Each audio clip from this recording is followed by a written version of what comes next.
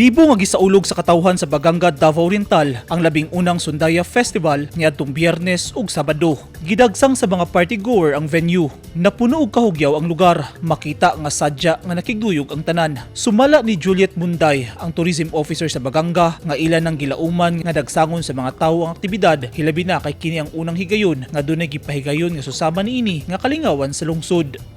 Yes, Sandaya Festival is a summer festival of Baganga, and this is really the first time summer festival of Baganga. So this is actually organized by the tourism establishments, the Association of Baganga Resorts, Accommodation Catering Services of Baganga, in partnership with the LGU Baganga.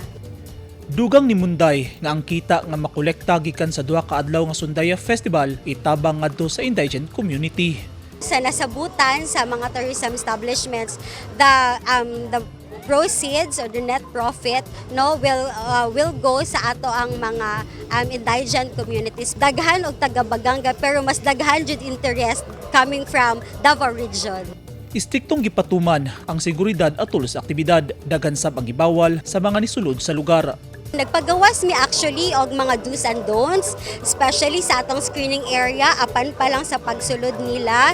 So number 1 na ana jud, bawal jud ang mga ginadili pareha sa mga sharp weapons, bawal jud magsulod diri. And since this is a activity for party, bawal ginadili jud namo ang mga illegal drugs. So mga party drugs.